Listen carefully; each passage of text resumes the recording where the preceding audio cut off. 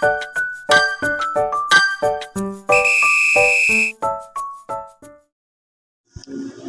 day everyone, my name is Barbie Matuod. My topic for today is Lesson 2 Types of Grading System. I will discuss two types of grading system. First is weighted grading system and averaging method. First is weighted grading system. The grade or score are being multiplied to a certain weight or percentage. Then the products will be added to get the final rating. For example of criteria, quizzes or unit test is 25%, presentation is 15%, assignment is 10%, project is 10%, and practical test is 40%. Example of competitions of France's grade in science during the first grading period. He has quizzes 80, presentation 85, assignment is 75, project is 85, practical test is 84. So multiply the 80 times 0.25 or 25% equals 20.00. 85 times 0.15 or 15% equals 12.0.75. 75 times 0.10 or 10% equals 7.50. 85 times 0.10 or 10% equals 8.50.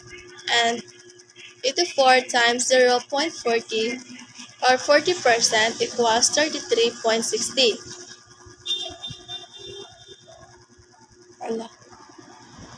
The final reading is 82.35 or 82. Next is averaging method. The grade or score are added then to be divided by the number of score or grades that were added. Example, so here is the grade of Cherry in English during the fourth grading period. First, she is grading 84, second grading is 86, third grading 88, and fourth grading is 90. The total of grades is 348 divided by 4. The final grade is 87.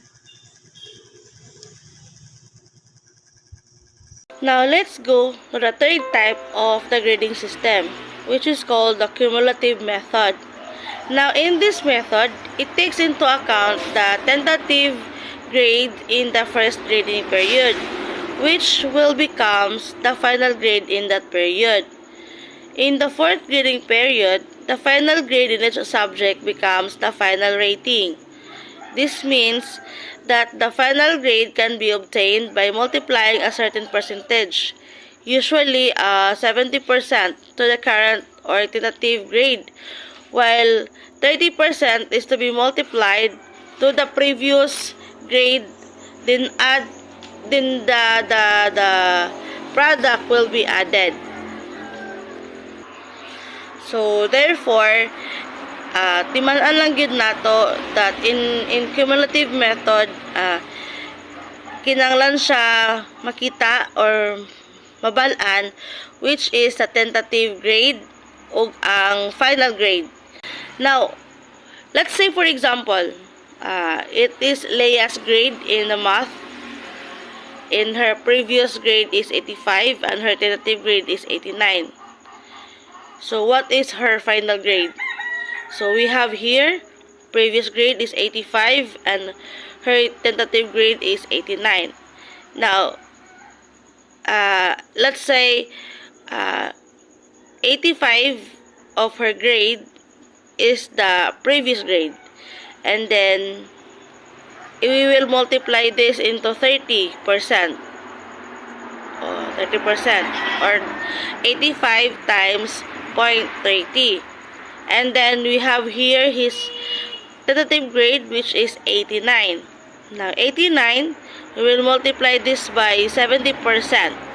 So 89 times 0.70.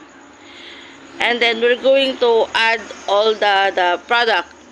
So we have 85 times 0.30 plus 89 times 0.70, which will give us the answer of 25.5 plus 62.3, which will give her 87.8 or 88 for her final grade.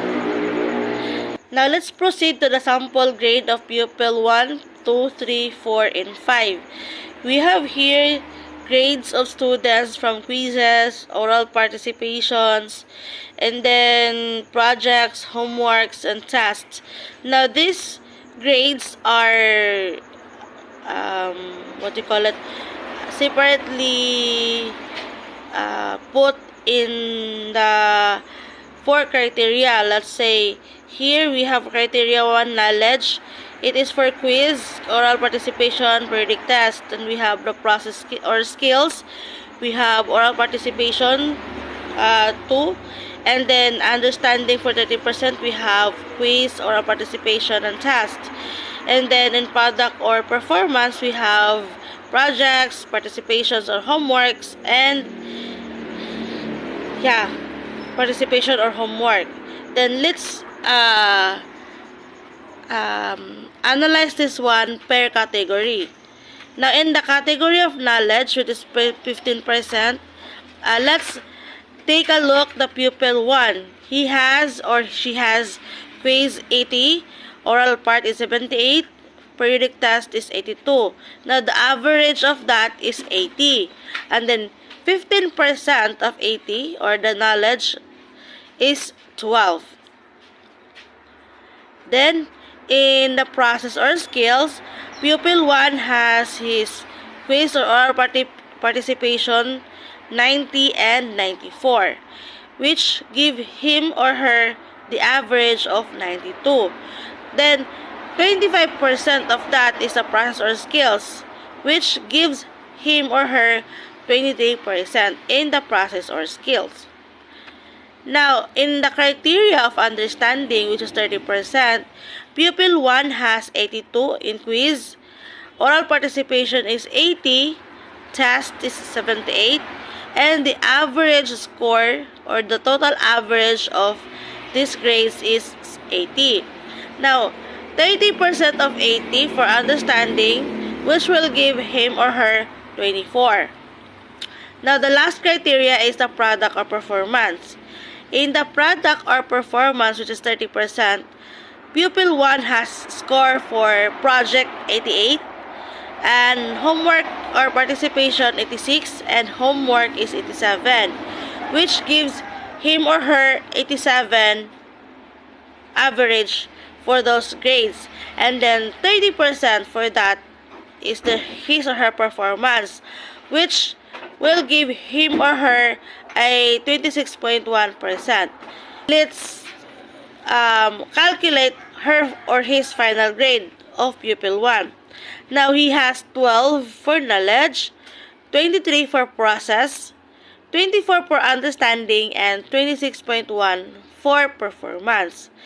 12 plus 23 plus 24 plus 26.1, which will give him 85.1, or his final grade is 85.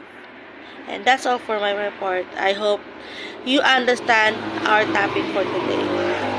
Thank you.